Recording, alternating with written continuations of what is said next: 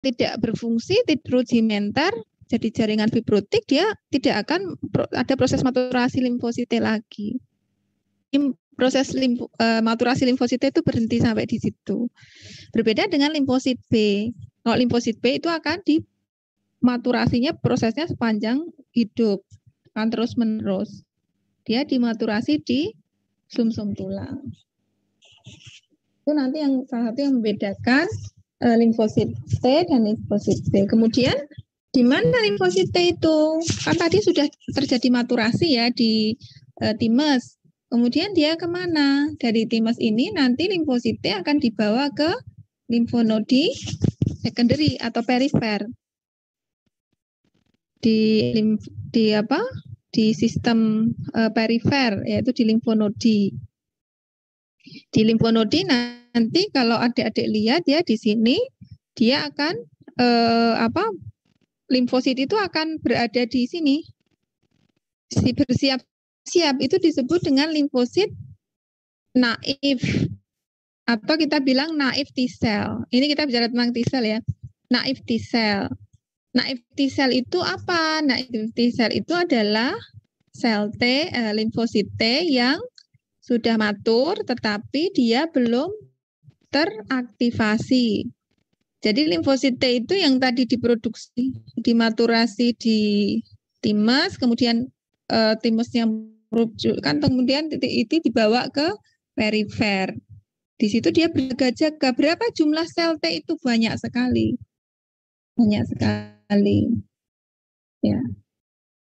Di situ nanti akan istilahnya istilahnya kayak station. Ya, dia berhenti di station itu sambil menunggu apabila nanti ada paparan terhadap antigen.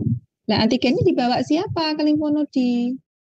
Dibawa oleh antigen presenting cell. Kalau kemarin kita bicara antigen presenting cell enggak ya, Dik ya? Adik-adik sudah tahu antigen presenting cell? Belum, Bu. Kemarin saya menyinggung nggak ya? Saya lupa. Nah, saya soalnya agak confused dengan FK apa kedokteran. Dokter Sari tidak menyinggung antigen presenting cell ya, Dek?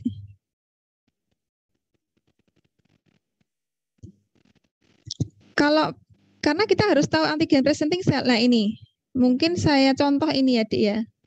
Ini adalah makrofag. Ini adalah makrofag.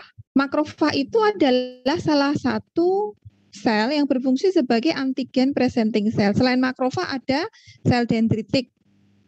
Kemudian sel T juga bisa berfungsi sebagai APC untuk limfosit B. Tapi kita bicara tentang yang di perifer dulu, yaitu makrofag dendritic cell. Itu adalah sel yang berfungsi sebagai antigen presenting cell. Ada sel lain, misalnya Langerhans pada kulit, atau skin dendritic cell pada kulit itu juga merupakan antigen presenting cell. Antigen presenting cell ini apa? Antigen presenting cell itu adalah sel yang berfungsi untuk mempresentasikan antigen.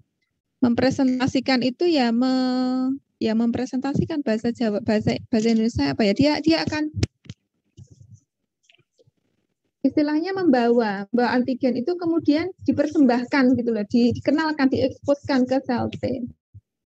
Bagaimana caranya? Itu dia kan makrofag ini kan fagosit mikroorganisme ya, bisa bakteri, bisa virus, bisa benda asing yang lain atau mungkin alergen yang lain yang dianggap sebagai asing ya, terutama kalau berhubungan dengan protein. Nah, dia akan memakan misalnya ini bakteri ya, antigennya berupa bakteri. Kemudian difagosit, dimakan. Di dalam tubuh makrofag ini akan dipecah oleh lisosom ini. Di dalam lisosom ini dipecah menjadi fragmen-fragmen kecil, peptid-peptid, potongan-potongan peptid kecil. Kemudian setelah dipecah-pecah, dia akan dikenali atau akan diikat oleh MHC kelas 2. MHC kelas 2 ini adalah major histocompatibility complex. Ini terdapat pada hampir semua sel di tubuh kita itu. Nah, di sini nanti akan setelah dia binds atau terikat pada MHC kelas 2, kemudian dibawa keluar, dipresentasikan di permukaan sel T. Ini kan sel T ini permukaannya, surface-nya. Di surface dari sel T itu kemudian MHC kelas 2 itu menampilkan antigen ini. Ya, di sini. Ini kan di permukaan ini kan ada MHC kelas 2 di permukaan sel ini. Ditaruh di sini, dipresentasikan. Nah, kemudian akan ini kan tadi dari makrofag misalnya infeksi di kulit ya, atau di tangan gitu. Kemudian akan dibawa makrofag ini melalui sistem limfatik. Sistem darah limfatik dibawa ke limfonodi perifer yang tadi. Kemudian itu dia akan, dan di situ ada sel T tadi yang sudah matur tadi ya. Nah, kemudian sel T kalau ada makrofag atau dendritic cell yang membawa yang mempresentasikan antigen itu dia akan datang. Dia akan datang, kemudian akan berikatan akan mengikat. Di sini kan dia punya TCR, T-cell receptor. Nanti kita bicara sedikit tentang TCR pada perkembangan sel T. Nah, kemudian limfosit T ini nanti ini namanya limfosit T helper. Ya, mengapa kalau disebut T helper? Helper itu kan penolong gitu ya. Karena dia nanti berfungsi sebagai limfit yang membantu mengaktifasi sel B. Sel B teraktivasi, kemudian sel B akan diberdiferensiasi menjadi sel plasma, kemudian sel plasma akan menghasilkan antibodi terhadap antigen ini. Seperti itu. Jadi sel T ini fungsinya adalah membantu untuk produksi imunoglobulin, antibodi. Berbeda dengan nanti kalau ada yang mengenal namanya sel sitotoksik, sel T sitotoksik. Sel T sitotoksik itu berfungsi untuk memakan sel yang terinfeksi. Kalau sel T helper dia membantu mengaktifkan sel B untuk memproduksi antibodi. Nah, ini proses ini terjadi di limfonodi di organ limfoid sekunder. Salah satunya adalah di limfonodi. Bisa di spleen, bisa di sel, bisa di mukosa atau di kulit, di mana di situ ada secondary imun organnya.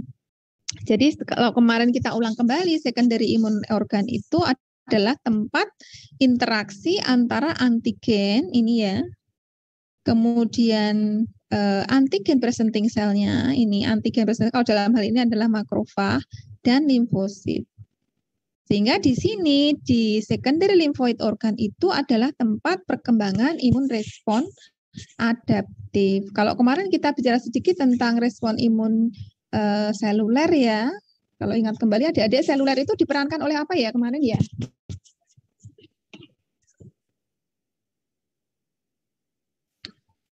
Apa, Dek?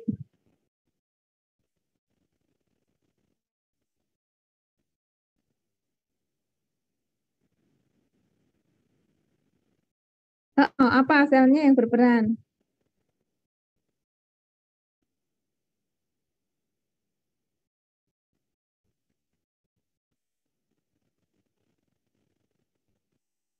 Apa, Dek? Diingat kembali dong. Kira-kira yang berperanan apa? Kalau kan ada dua, respon imun seluler dan respon imun adaptif. Kalau yang seluler diperankan oleh apa? Yang sel natural killer itu bukan ya, sama dendrit. Natural killer cell. Terus itu bisa ya. Selain itu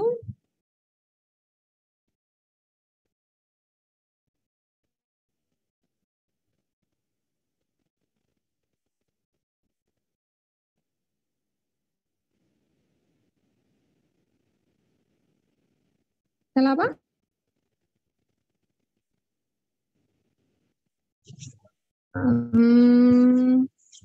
Yang ini dulu ingat ingat ini loh, yang gambar ini kemarin saya ngasih gambar ini ya, Cek. Iya. Ya. Jadi di sini kan respon imun seluler, ini adaptif. Ya, di sini seluler itu diperankan ya neutrofil, eosinofil, basofil, makrofag, komplement. Artinya dia sel. Sementara kalau yang adaptif itu nanti berhubungannya dengan adaptif, seluler adaptif dan humoral adaptif. Di sini kalau diperankan oleh limfosit T, kemudian ini oleh antibodi. Jadi ini adalah respon imun adaptif. Artinya adaptif itu dia responnya itu karena sesuatu, misalnya antigen tertentu spesifik. Kalau yang seluler ini cenderung ke non spesifik.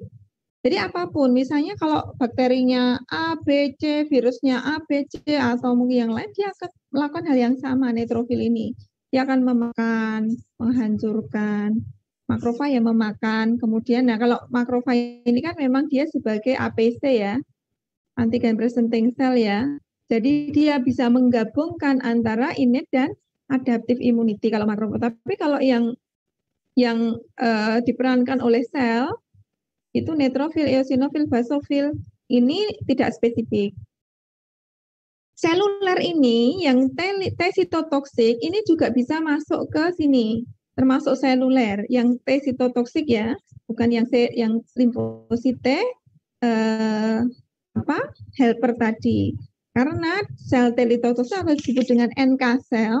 Jadi NK cell itu natural killer cell, itu akan memakan sel yang terinfeksi tadi, jadi tidak berhubungan dengan pembentukan antibodi. Sementara kalau yang humoral itu termasuk limfosit T helper, di mana tadi limfosit T helper itu membantu limfosit mengaktifkan limfosit B untuk kemudian memproduksi antibodi.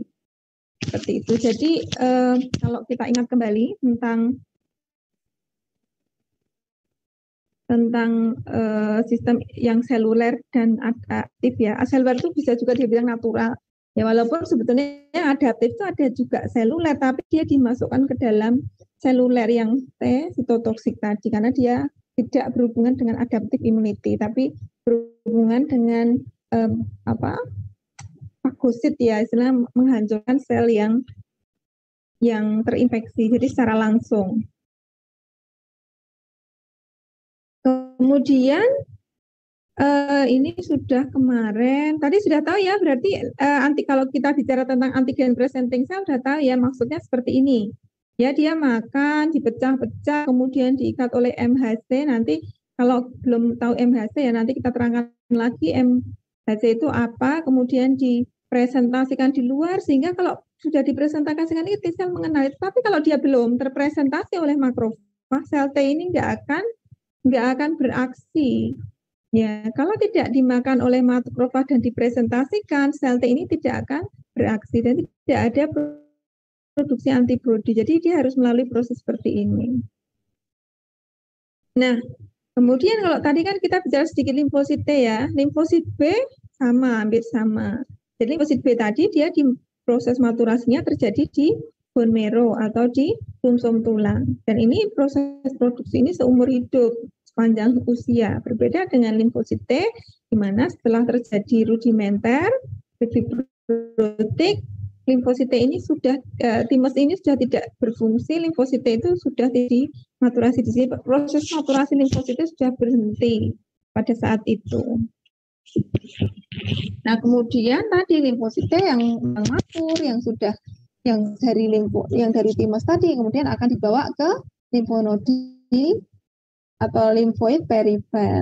Di situ kita bisa sebut station dari limfosit T, di mana limfosit T itu akan bersiaga apabila ada patogen atau antigen yang dipresentasikan oleh makrofag atau dendritik sel tadi datang, sehingga kemudian terjadi proses aktivasi limfosit T, kemudian juga aktivasi limfosit B dan sebagainya. Sehingga kalau misalnya nanti limfosit yang disebut dengan naif T cell tadi bertemu dengan antigen yang dipresentasikan oleh antigen presenting cell, nanti dia berubah, dia sudah teraktivasi, namanya menjadi matur limfosit T. Bukan lagi naif ya, dia jadi CD4 atau CD8. Nah, ini yang sebetulnya sama dengan tadi ya, bagaimana reaksi imun di limfonodi. Jadi misalnya ada bakteri atau virus masuk, kemudian di sini oleh lizozim dipecah, kemudian ditampilkan di permukaan makrofag displaying antigen. Jadi dia memaparkan, mempresentasikan, ibaratnya menyuguhkan gitu ya antigen ini. Kemudian kalau sudah di display, T cell helper ini akan yang naif T cell helper itu akan datang, kemudian dia akan berikatan menjadi activated helper T cell. Kemudian activated helper T cell itu akan berikatan dengan B cell, mengaktifasi B cell, dan kemudian B cell itu akan merilis di sini caranya dia merilis sitokin, kemudian mengaktifasi B cell. Jadi B cell yang sudah aktif tadi dia akan menghasilkan atau mengeluarkan sitokin untuk mengaktifasi B cell. Nah, B cell ini kemudian akan berikatan dengan, ini juga bisa berikatan dengan antigen reseptor. Jadi ada dua. Jadi bisa berikatan, kemudian sama ya, kan mengaktifasi B cell ini untuk berdiferensiasi menjadi sel plasma yang kemudian menghasilkan antibodi. Ini kemarin sudah ya. Ini kemarin sudah ya, adik-adik ya. Ini termasuk di sini ya, kalau kita lihat di kulit, itu di kulit itu ada CD8 T cell. CD8 tadi namanya cytotoxic T cell ya. Jadi adik-adik harus jangan walik-walik. Jadi limfosit T itu ada dua. Limfosit T cytotoxic, limfosit T helper. Yang cytotoxic itu CD8, yang helper itu CD4. Di kulit ini juga ada yang namanya dermal DC atau dendritic cell dermal. Ini juga antigen presenting cell, sama dengan makrofag. Ya, kemudian di sini juga ada yang disebut dengan sel Langerhans. Sel Langerhans itu juga sebenarnya sel dendritik ya. Jadi dia berfungsi juga sama untuk memakan bakteri atau virus atau patogen yang masuk ke dalam kulit. Nah, kemudian kalau kita tadi berbicara tentang maturasi T cell dan T cell, mungkin kita bisa lihat lebih detail ya, bahwa ini kita rangkum bahwa T cell itu diproduksi di timus. Kemudian T cell itu merupakan tipe dari limfosit yang merupakan subtype dari sel darah putih yang penting untuk adaptive immunity. Kemudian T cell itu mempunyai unique surface receptor. Jadi sel T itu mempunyai reseptor yang unik, artinya yang sangat bervariasi, berbeda dari satu sel T ke sel T yang lain. Dan ini diproduksi pada proses maturasi T cell dengan assorted random genes. Jadi randomly assorting gene. Jadi di sini terjadi shuffle atau gen yang mengkode itu bershuffle. Shuffle itu artinya random campur gitu ya. Jadi secara random itu terbentuknya TCR ini, T cell receptor, sehingga akan terjadi jutaan dari TCR yang unik. Jadi misalnya di situ sekuen gene-nya ada berapa panjang gitu, nanti nukleotidnya itu saling berloncat-loncat berpasangan dengan secara random. Jadi misalnya adik-adik punya 100 bentuk gitu ya. Kemudian akan terbentuk masing-masing membentuk 6. Ada 100 bola gitu ya. Misalnya ada 100 bola dengan bentuk bukan bola ya, artinya 100 benda dengan bentuk yang bermacam-macam, 100 bentuk, ada 100 bentuk misalnya. Kemudian kita harus membuat rangkaian, misalnya 6 atau 8 rangkai. Bentuk A, B, C, D, E gitu. Bentuk 1, 2, 3, 4 sampai 100. Nah, kan kita ada nanti akan menghasilkan berapa juta bentuk itu. Nah, seperti itu. Karena satu perbedaan itu sudah merupakan unik. Ya. Misalnya 1, 2, 3, 4, 5, 6 dengan 1, 2, 3, 4, 5, 6, 7 misalnya. Kita suruh membentuk 6. 1, 2, 3, 4, 5, 6. Kemudian yang lain 1, 2, 3, 4, 5, 7. Yang lainnya lagi 1, 2, 3, 4, 5, 8. Atau yang kemudian menjadi 1, 3, 4. Nah, itu kan jadi shuffle. Terjadi shuffle secara random. Sehingga terbentuk banyak TCR. T-cell reseptor itu dan populasi dan dapat mengcover seluruh antigen yang ada di dunia. Antigen apa aja itu akan bisa dikenali oleh T-cell reseptor. Apa aja akan ada. Ya, apapun itu yang dari teori ya. Jadi selama ini apapun antigen, bentuk apapun, kalau dikenakan dengan T-cell itu mesti punya reseptor yang sesuai dengan itu. Seperti itu. Sebentar ya.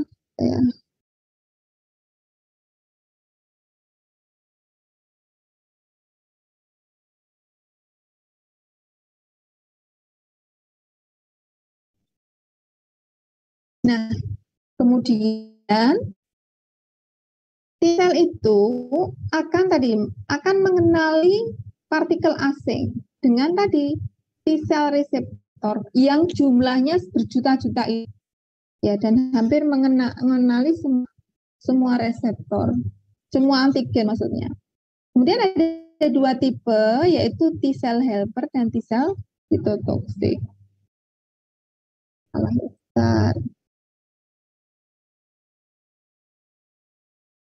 Nah, kemudian kalau T-cell helper ini artinya apa? Help itu membantu ya, membantu sistem imun yang lain. Dalam hal ini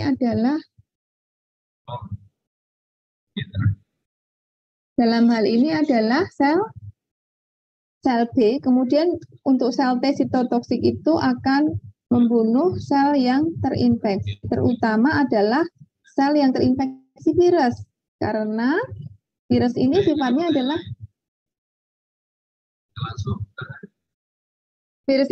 intraseluler ya. Jadi kalau virus beda dengan bakteri bukan intraseluler. Kalau virus itu harus masuk ke dalam sel, kemudian dapat berkembang biak. Kalau tidak, dia tidak akan berkembang biak. Nah, ini yang bertanggung jawab membunuh ini adalah cytotoxic T-cell dan juga sel tumor. Jadi sel tumor ini kan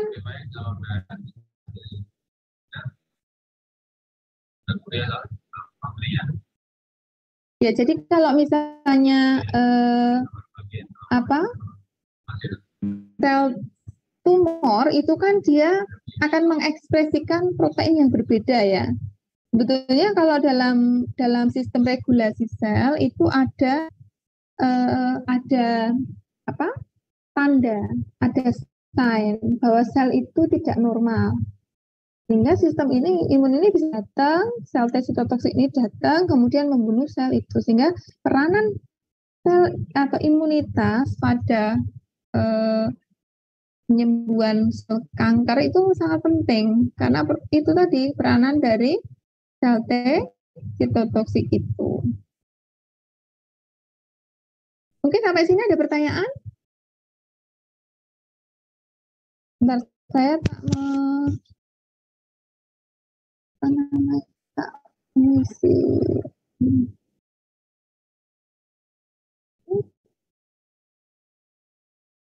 Ada pertanyaan adik-adik? Dok, saya mau tanya. Ya. Untuk pembuatan tadi kan membuat reseptor T-cell itu kan berjuta-juta nanti, bukan berjuta-juta ya, banyak sekali reseptor yang akan dihasilkan. Nah, sementara sel T limfosit itu tuh cuma dihasilkan pas awal dan suatu ketika nanti timus bakal hilang gitu kan, Dok. Cuma di awal tok gitu. Nah, kalau misalnya reseptor yang terbentuk itu masing-masing individu apakah berbeda, Dok? Kalau sebentar, mana sih?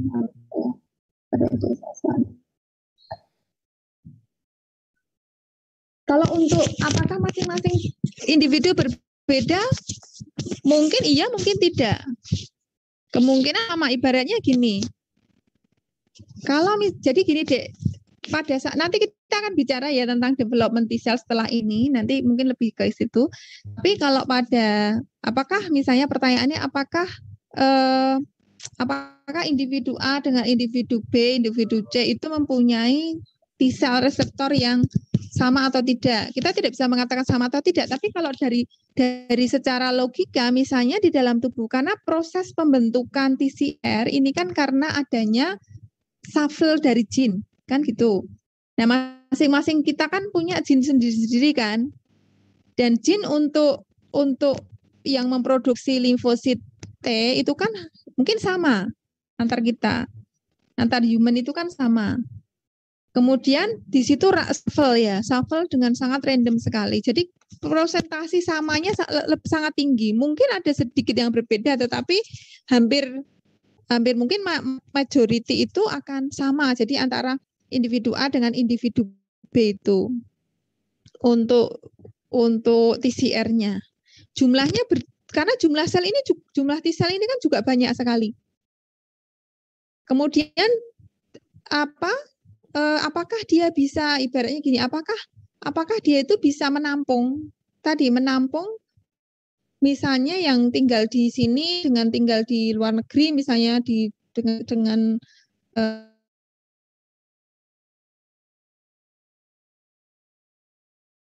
virus A, sana kena virus B. Apakah semua terkenali? Iya, semua terkenali.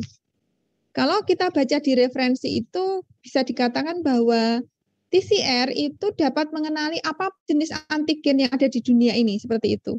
Karena saking banyaknya tadi, saking banyak jumlah variasi dari shuffle gene tadi. Seperti itu. Jadi apakah cukup? Ya cukup. Karena apa? Karena kan dia kan tidak istilahnya memang ya dibuat seperti itu pada saat perkembangan T cell itu. Nanti kita lihat di perkembangan dulu. Mungkin adik-adik biar bisa membayangkan ya. Oke, kita lanjutkan dulu ya. Jadi kalau ini contoh saja bagaimana peranan limfosit itu terhadap respon imun adaptif ya. Mungkin ini adalah percobaan zaman dahulu yang ingin tahu apakah betul limfosit itu berefek terhadap adaptive immunity. Jadi ini ada tikus, kemudian tikus normal, disuntik antigen, kemudian di situ dia dapat menunjukkan atau mempunyai normal imun respon. Kemudian tikus ini diradiasi. Dengan radiasi kan nanti limfosit T-nya kan tidak berperanan. Ternyata setelah diberikan antigen dia tidak ada adaptive immune response. Kemudian untuk yang eksperimen dia diberi antigen kemudian diradiasi. Artinya di sini kan dia harusnya tidak ada imun respon. Nah, kemudian dari tikus normal itu diambil kemudian dimasukkan. Limfositenya dimasukkan di tikus yang sudah diradiasi ini. Nah, ternyata jadi normal kembali. Kemudian yang lain juga begitu, disuntikkan antigennya, tetapi kemudian diradiasi lagi, dan ternyata tidak ada. Dan ini penelitian ini membuktikan bahwa limfosit T itu memang berperanan di adaptive immunity. Nah, sekarang kita ke perkembangan limfosit T dan limfosit T. Kalau kita lihat tadi bahwa sini ini adalah sumsum tulang ya, di sini hemopoietic tissue.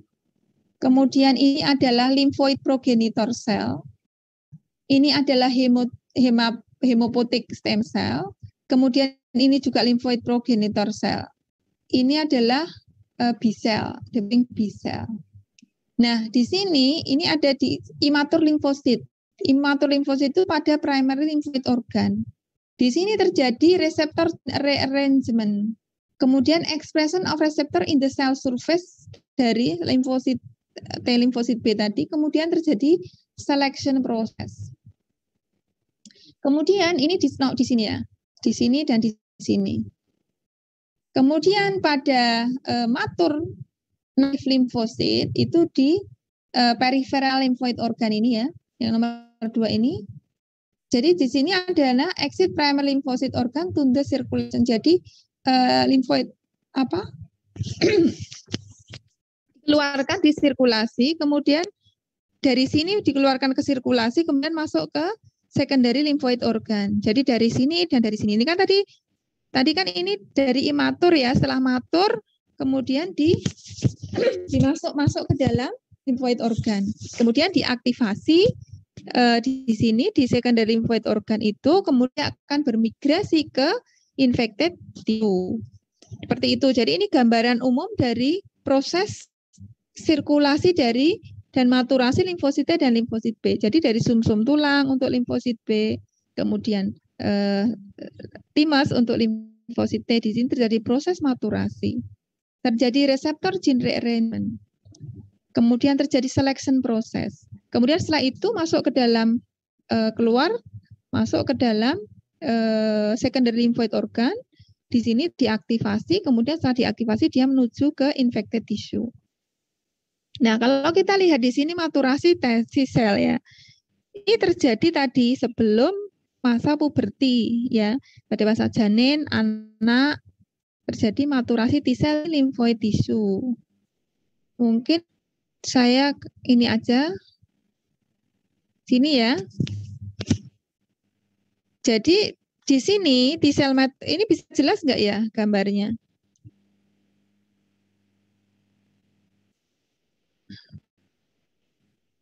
Ya, jadi ini T sel. Ini kita bicara tentang bone marrow dulu ya. Kan tadi kalau kita lihat itu kan hemopoietic tisunya itu kan lymphoid progenitor kan ada di sumsum tulang. Nah, kemudian maturasinya ada di timus untuk sel T. Nah, kalau kita bicara tentang itu nanti timus itu kan dia mempunyai sel timik ya, timosit ya. Timosit ini akan mengeluarkan semacam signal gitu untuk mengeluarkan sumsum tulang itu mengeluarkan progenitor tadi ke timus. Nah, jadi dari bone marrow kemudian di situ masuk ke timus. Nah, di sini terjadi di bone marrow terjadi rearrangement dari TCR gene. Mungkin kita bisa mengatakan rearrangement itu seperti shuffle gene tadi yang saya bilang tadi ya, bahwa di sini ini kan imatur timosit itu kan di situ ada, di situ dia punya reseptor CD8, CD4, kemudian di sini dia reshuffle-nya di sini. Ya, dia mempunyai T cell reseptor ini. Nah, T cell reseptor ini adalah akibat dari adanya gene rearrangement tadi. Jadi terjadi secara random. Jadi di situ dia akan kan dia ada gen, kemudian gennya itu seperti tadi berpasangan dengan secara random sehingga terjadi jutaan PCR. Jadi masing-masing T cell itu mempunyai reseptor sendiri-sendiri yang berbeda. Semuanya berbeda. Mungkin ada yang sama, tetapi artinya bahwa itu tuh unik semua gitu. Kemudian setelah itu dia masuk ke kortek ya, ke kortek timus. Di sini terjadi positive selection. Jadi tidak semua yang sudah mempunyai reseptor tadi, PCR tadi itu akan hidup semua, akan survive. Di situ ada namanya positive selection. Positive selection itu adalah tujuannya adalah memilih sel T yang mempunyai reseptor yang dapat berikatan dengan MHC molekul. MHC molekul ini dipunyai oleh sel timus ya. Sel timus itu kan epitel dari timus itu kan dia punya MHC kelas 1 dan kelas 2. Di situ diseleksi, pokoknya sel T yang bisa mengenali MHC kelas 1, kelas 2 yang berikatan, dia akan hidup. Jadi epitel selnya yang di timus, kan seleksinya kan dari sel timus itu. Yang tidak mengenali, dia akan di apoptosis atau dibunuh, dihancurkan. Kenapa begitu? Karena kan protein ini kan nanti akan berikatan dengan MHC 1 dan 2. Kalau dia tidak bisa mengenali, TCR-nya tidak bisa mengenali, ya dibunuh saja, nggak ada fungsinya. Itu. Nah, jadi TCR itu adalah TCR yang mengenali MHC kelas 1 dan kelas 2 yang dipunyai oleh sel timik tadi pada epitel sel thymus. Setelah itu, dia akan menjalani negative selection. Dia mengenali MHC kelas 1 dan kelas 2, tetapi kemudian dia juga harus mempunyai high affinity.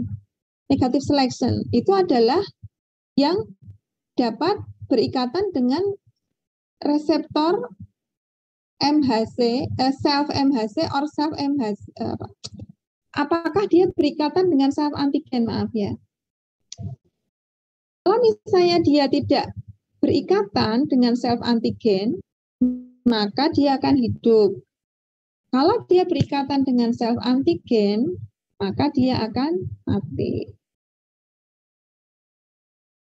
Jadi di sini pada saat proses ini itu sangat menentukan karena kalau misalnya sel T itu limfosit T-nya itu nanti mengenali self antigen, maka dia kalau tidak dihancurkan dia nanti akan terjadi penyakit-penyakit autoimun misalnya lupus gitu ya. Karena kan dia mengenali, jadi TCR-nya itu berikatan dengan dirinya gitu loh. Kalau dia berikatan dengan dirinya kan berbahaya karena nanti dia bisa dibunuh tubuhnya sendiri, dihancurkan. Makanya yang dapat berikatan dengan self MHC itu akan dihancurkan.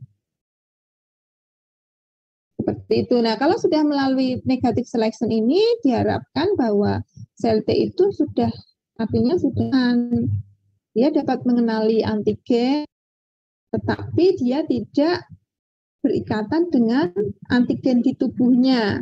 Karena tubuh kita itu kan juga antigen. Bukan, maksud saya tubuh kita itu kan di mana antigen itu kan juga protein. Tetapi jangan sampai limfosit itu mengenali tubuh kita itu sebagai musuhnya gitu. Kalau yang mengenali tubuh sebagai musuhnya, artinya dia bisa berikatan dengan MHC kita sendiri, itu nanti akan akan berbahaya. Ya, jadi kalau kita lihat di sini kembali ya, tapi ini agak beda ya. Jadi ini medula, corticomedula junction, cortex, subcapsular region. Jadi di sini ada somatic gene rearrangement. Di sini ada double negative thymosid. Kemudian ini nggak begitu jelas ya, dia ada positif sama ya, positive selection, negative selection. Jadi kalau yang positive selection tadi kan dia harus mengenali masing-masing ya, MHC kelas 1 atau MHC kelas 2. Tetapi kemudian setelah lolos, ini juga negative selection, mana yang mengenali dirinya.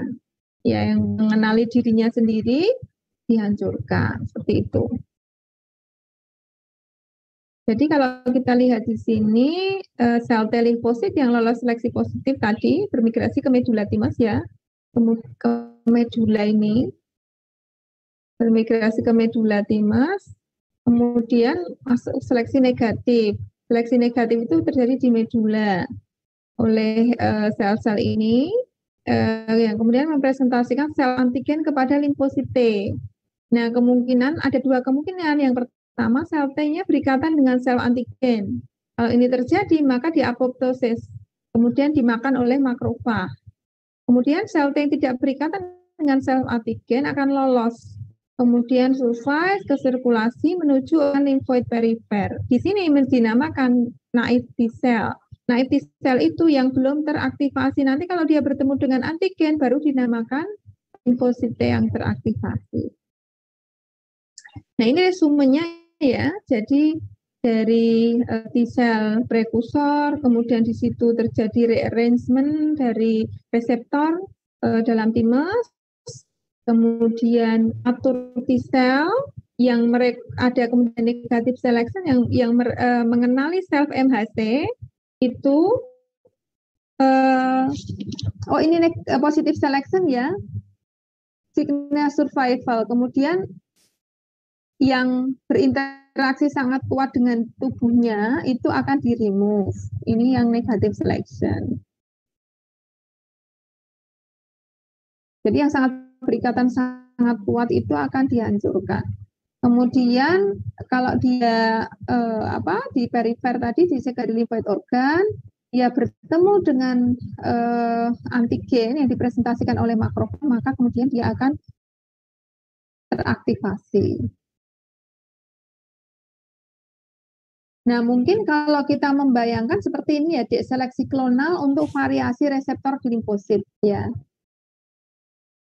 Ini adalah schematic structure of the T receptor. T-cell receptor langsung seperti ini. Ini ada juga variable region atau disebut dengan antigen binding site, kemudian constant region ini berbeda dengan yang body-nya. Nah, antibody seperti ini. Ini adalah yang T-cell receptor. Nah, di sini yang di variable antigen binding site itu yang bervariasi.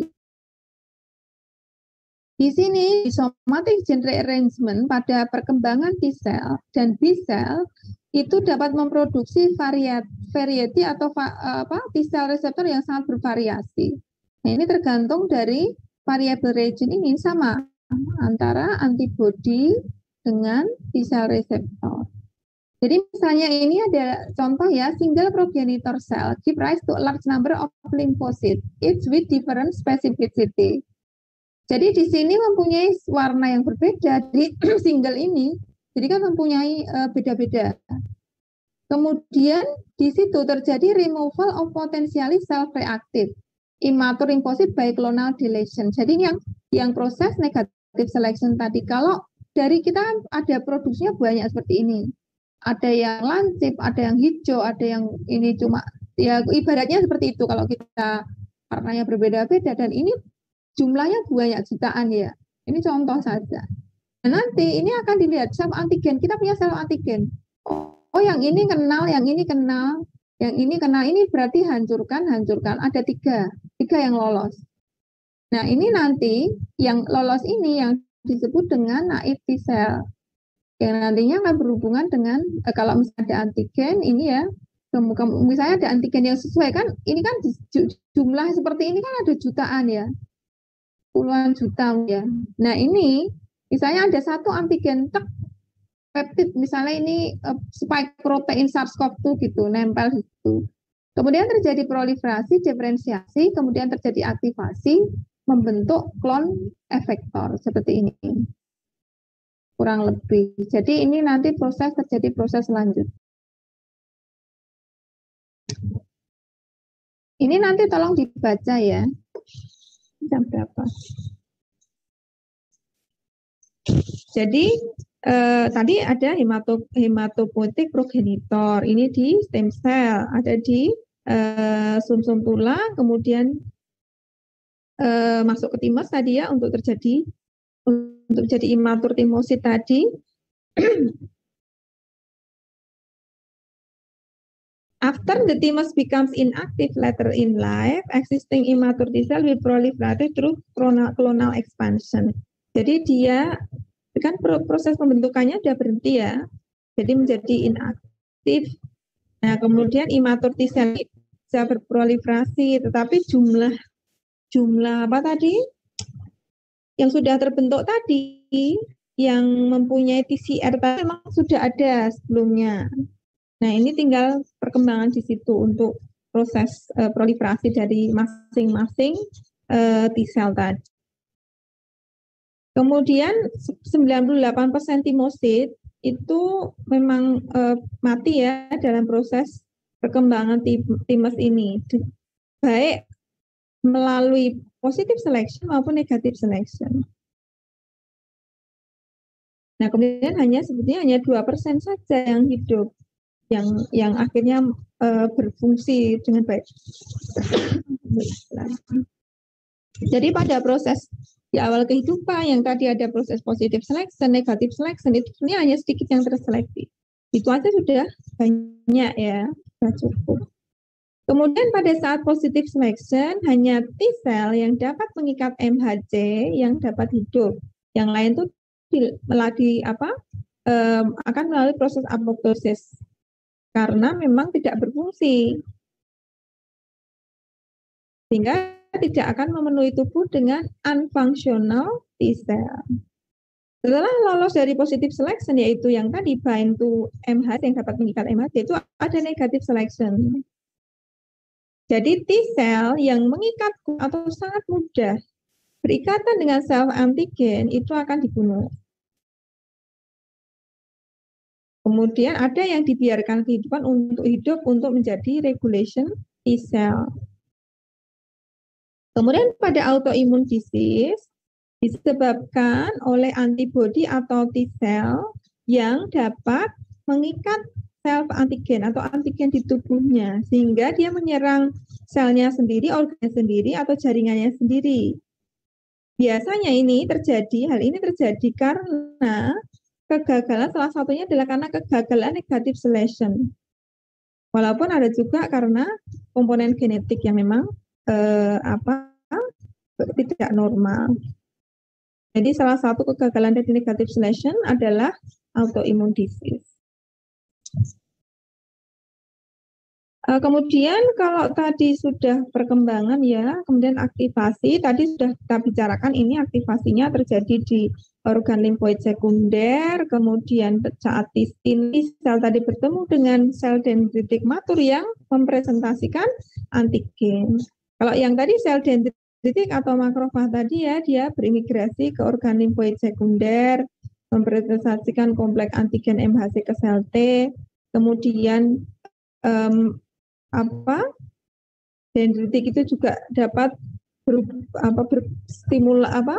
bekerja sama ya dengan molekul B7 untuk kemudian berikatan antigen dan mengekspresikan MHC menjadi kompleks antigen MHC sehingga memicu ekspresi B7 ini yang kemudian mengaktifasi T cell. Jadi di sini imatur dendritic cell di peripheral tissue, kemudian dia migrasi melalui limfatik vessel atau jaringan limfatik ke limfonodi, masuk ke limfonodi, kemudian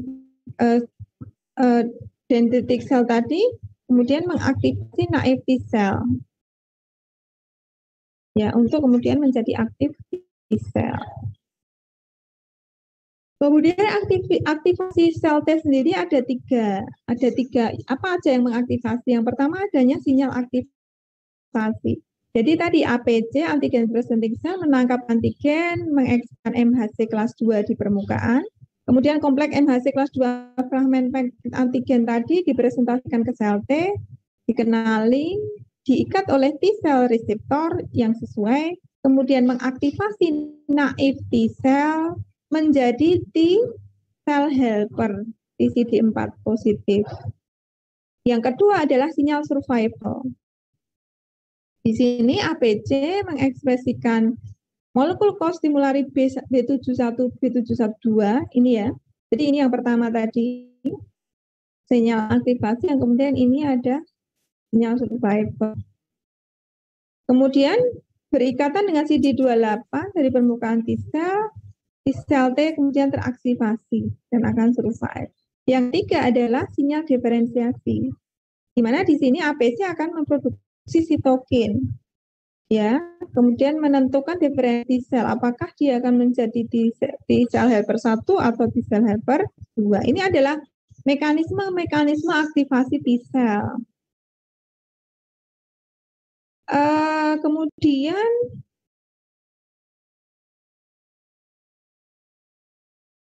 mungkin ada pertanyaan atau kita lanjutkan dulu ya, sebentar ya ini. Untuk limfosit B, ya, kalau tadi kita bicara tentang perkembangan limfosit B, kita ke limfosit B. Atau mungkin ada pertanyaan dulu ya, atau kita rampungkan dulu ini deh. Jadi kita sambung besok. Jadi ini contoh ya, ini adalah beda antara sitotoxic T cell dan helper T cell. Kalau sitotoxic T cell itu tadi CD8 ya, helper T cell ini CD4. Ini adalah sel yang sudah matur, sel T yang matur ya, yang apa? Sudah teraktivasi tadi ya. Jadi ini misalnya pada A itu ada sel yang terinfeksi. Kemudian di sini antigen itu menjadi fragmen kecil. Kemudian ini MHC kelas 1, dia mengikat antigen tadi, kemudian mempresentasikan jadi di sini kompleks MHC antigen. Kemudian ini adalah T cell reseptor, ini ada cytotoxic T cell, dia mempunyai T cell reseptor, kemudian bisa berikatan. Nah, kemudian di sini dia juga ada tadi yang sinyal, kan ada sinyal aktivasi di sini ya, sinyal aktivasi dan kemudian survival. Survival itu yang berkostimulasi dengan B7 yang berikatan dengan CD28 yang ada pada cytotoxic T cell tadi. Nah, kemudian di sini menjadi sel teraktivasi, kemudian nanti sel sitotoksik ini akan mengenali sel yang terinfeksi tadi, kemudian menghancurkan sel tersebut. Dan biasanya ini terjadi pada intraselular parasit ya, infection misalnya pada virus, infeksi virus atau sel tumor tadi. Jadi ini adalah memakan sendiri sel yang terinfeksi. Sementara kalau sel T helper ini biasanya extracellular infection, mikroba, misalnya bakteri. Beda ya ini dengan infected cell dengan kalau ini kan sel, ini adalah antigen presenting cell. Ini makrofag, jadi ada bakteri dimakan, dipecah, kemudian dipresentasikan oleh MHC kelas 2, berikatan dengan MHC kelas 2 menjadi kompleks MHC kelas 2 antigen yang kemudian akan menarik T cell untuk berikatan. Sama ya ini dengan ikatan dengan CD28 dan B7 ini. Kemudian kalau ini terjadi maka sel T ini jadi aktif. Kemudian sel T ini akan mengeluarkan sitokin yang kemudian dia akan mengaktifkan B sel untuk B sel ini kemudian berdiferensiasi menjadi sel plasma dan menghasilkan antibodi terhadap antigen tersebut. Mungkin seperti itu adik-adik, kalau ada pertanyaan kita lanjutkan untuk pertemuan mungkin hari Rabu ya kalau bisa. Mungkin ada pertanyaan?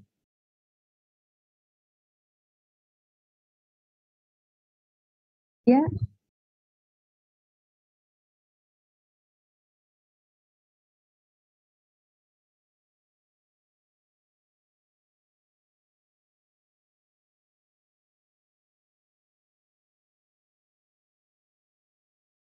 Kalau sel T yang sudah menghasil ya nanti akan mati deh. Kan sel kan juga batasan umur ya. Jadi kalau sudah sudah teraktivasi, kemudian dia sudah kerja kan sel T kan juga ada proliferasi ya. Kalau sudah terproliferasi itu mungkin dia akan ada yang sebagian yang mati, ada yang tergantung dari karena dia juga punya survival time sendiri. Sel B juga demikian, sel plasma maksudnya ya. Tetapi kalau misalnya nanti kan selain sel plasma itu kan ada sel memori ya, sel B memori. Nah, sel B memori ini nanti yang akan bertahan. Karena sel B memori ini yang kemudian jadi misalnya kita tadi terbentuk antibodi kan, diproduksi oleh sel plasma kan membentuk antibodi. Nah, kemudian misalnya dalam waktu yang lama terjadi infeksi lagi, misalnya dalam setahun gitu ya, artinya antibodinya sudah turun. Ibaratnya kalau kita terinfeksi COVID gitu ya kan, nanti akan produksi antibodi kan oleh sel plasma ini. Tapi sel antiproduksi ini kan juga menurun karena sel plasma ini kan juga lama-lama degradasi kan. Aduh maaf, baterai saya habis sebentar.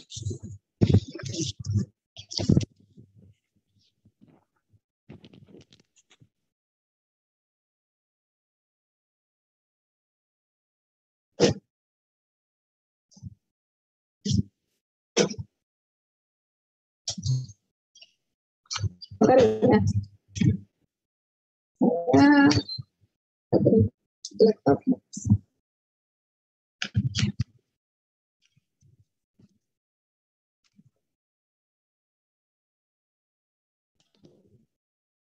Jadi kalau apa? Kalau seperti itu kan nanti sel plasmanya kan juga degradasi karena nanti yang akan mengcover adalah sel memori yang dormant tadi, yang istilahnya yang dia belum memproduksi kan dia mengingat.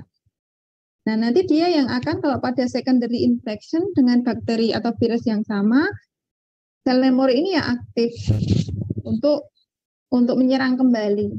Seperti itu. Jadi proses itu terjadi sudah terjadi selesai, nanti dia juga mempunyai tadi lama-lama kan dia juga sudah selesai kan pekerjaannya, terdegradasi gitu.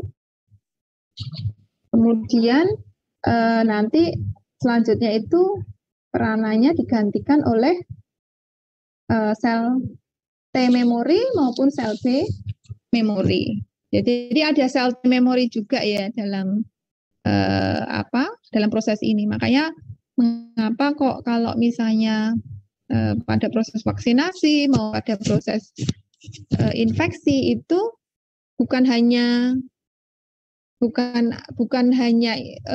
T sel yang aktif saja yang kalau cuma mengandalkan itu berarti nanti cuma sementara, artinya proses imun ini sementara. Nah, tapi karena ada backing ya, artinya ada juga yang backing yang lain, yaitu adanya sel B memori dan sel T memori. Ya, ini nanti dua hal ini yang nantinya berperanan pada secondary infection untuk patogen yang sama. Seperti itu, Dek.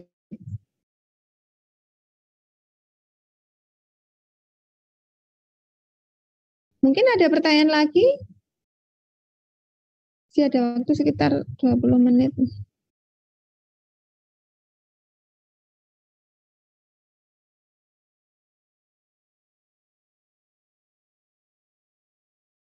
Nanti untuk pertemuan yang akan datang kita bicara tentang limfosit B ya.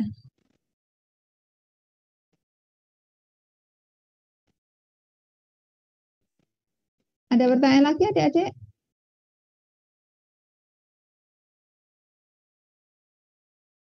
Kalau tidak ada saya akhiri ya. Nanti silakan kalau masih ada pertanyaan bisa kita tanyakan di pertemuan yang akan datang.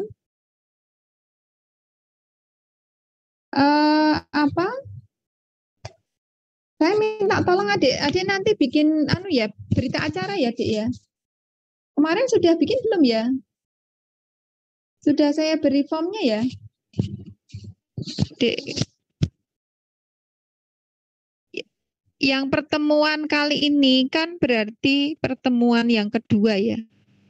Saya masukkan di pertemuan yang tanggal 14.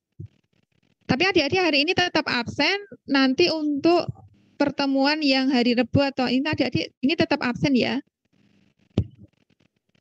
Dan dibikinkan ini dulu karena kan kalau saya belum tutup kan saya belum bisa membuat presensi baru. Ya, nanti kita mungkin untuk yang hari Rabu itu mungkin kalau bisa gabung dengan kelas A ya, kalau bisa jadi biar bareng selesainya. Gitu ya adik-adik ya. Oke, saya akhiri dulu ya adik-adik ya. Selamat belajar, nanti sampai jumpa lagi. Nanti tolong yang ketua kelas hubungi saya ya, apakah nanti kita bisa jadi hari Rabu atau... Ya, makasih adik-adik ya. Assalamualaikum warahmatullahi wabarakatuh.